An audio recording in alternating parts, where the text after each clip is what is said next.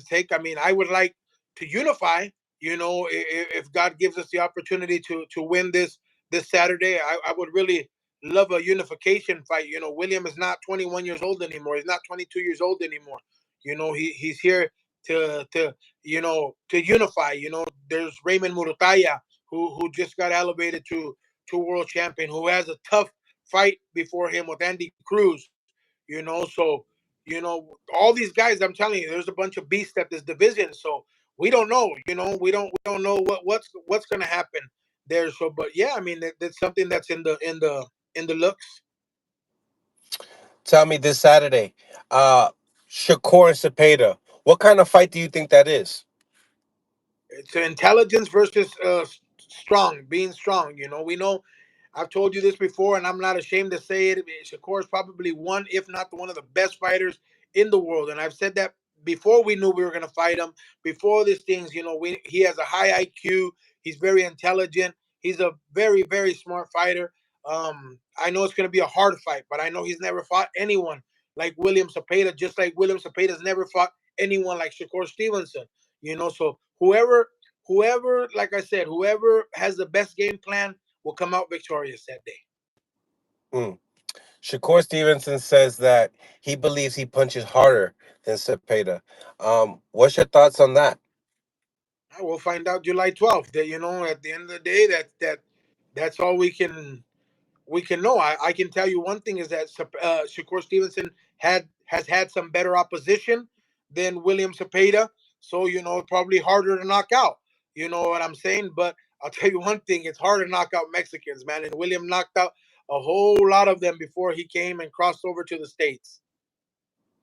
Mm, mm. So that being said, I mean, Cepeda's talking about an eighth round KO. You guys are preparing. Is that obviously that's practically the game plan? But obviously, you guys are preparing to go 12. I mean, what do you think about that prediction? His prediction itself. We just know it's going to be hard to get a decision. We're somos conscientes de eso. That we I don't know how to say it in English. You, you guys understand what's happening, We are aware that if we go 12 rounds, it's going to probably hard to get a decision. Here in New York, we're close to his home. You know, I mean, we got to be smart. But yeah, probably the best bet is not leaving, never leaving up to the judges. right? They talk about Cepeda's output, but other than his output, uh, what do you feel like people kind of underestimate when it comes to him? He's hungry. He's hungry. He wants that. You know, he wants to be there. He wants to be recognized. He wants to give his family a better future. He wants things. He's hungry. People underestimate his hunger. We've been the underdog before. Yeah, you're gonna say, oh, Tanahara was not at Shakur's level. Yeah, Jojo was not at Shakur's level. Yeah, this and that. But everyone that we fought were not at the level. That they're we were not supposed to be at that level, and we went with hunger, determination, and that and William, has come out successful. Right, right. Um, looking at the card, obviously this is a big title fight. You also have Matias fighting Puello for the WBC title as well. The chances, do you feel like when it comes down to this fight, obviously you see Edgar Berlanga and Shiraz. Do you feel like this should have been the main event? Oh, they're all the main event, man. If you look at, you got Matias and Puello's going to be a hell of a fight. Yeah, it's going to be a hell of a fight. I was talking to Matias. We were in the morning in the lobby, talking to him and his team, and it's going to be a hell of a fight. Edgar Berlanga Shiraz is a hell of a fight. You know, and Zepeda, they're all main events. We're not here to see what time or what number of bout we are. We're here to win. We're here with a plan. We don't care what color of corner we come out. We don't care if they call us the A, the B. At the end of the day, they're men up there getting with two pairs of balls and hands and wanting to do the best to win. So to me, it doesn't. It's not something that bothers us or that I believe if anyone who would have been the main event or considered the main event, deserves it. They're hell of a fights. Turkey's doing an incredible job, putting on a card. But man, you're never gonna you're never gonna make anybody happy, you know. So I mean, the guy's doing his best job to put the best fights out there, and oh no, Matias should have been the main event. Oh no, Shakur should have been the main. Oh no, at the end of the day, we're just grateful, man. We're grateful to be here. We're grateful to be able to be in this position. We're grateful for Turkey. To looking forward to us, and it's open doors for other fighters in our camp. That he's interested in and things like that. So I mean, at the end of the day, like I said, we're just grateful. People were talking. They're like, Panda's on the same card as Matias. Could we see him in the corner before the Zepeda fight? What's your thoughts on people saying possibly saying that? Oh, Nelson is an incredible trainer. He has a good team. He got a good team with him. Nelson. He got Chael, who's coming to work his cuts.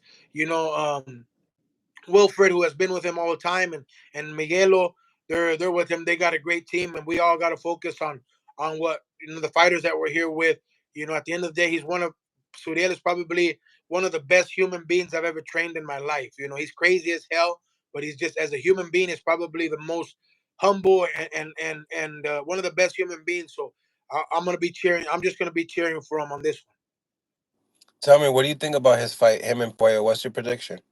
An incredible fight. I was telling him today, he asked me, and I just told him, I said, I like Puello. I know Schwan boxing. I know Belgica. We know each other. Suliet's a videographer, worked for Puello, and so it's everybody knows each other here. You know what I'm saying? But my prediction is, man, and I hope Schwan and them don't get mad at me and Salas and all them, but I believe that Subriel wins by a stoppage uh, between the eighth and 10th round. Mm. Yeah, it seems to me that he's very like focused for this fight. What would you have to say about his mental coming into this fight? Beautiful. He was able to spend time with his family. He was able to be in camp with his family. I know that he was away from his home, but in Puerto Rico, so he got to see his daughters. Suriel is a very family orientated man. He was able to eat his food, the things that he liked. So he's excited. He's excited. This morning, like I said, we were talking this morning. He was excited. He's excited to be here. And his question was, my question was, how many punches do you think between you and Camaron are gonna throw? And he just started laughing. But he's excited. He's excited. I know he's focused. I was talking to his manager, and I was talking to Jennifer, who's in charge of Fresh Productions, and they told me, man, he did things right this time. He did things the right way. So I know when Suriel does things right, man, it's almost impossible to beat him. What do you think about Fresh Productions? Putting him in that opportunity to get a title fight for the WBC while he was highly ranked at the IBF.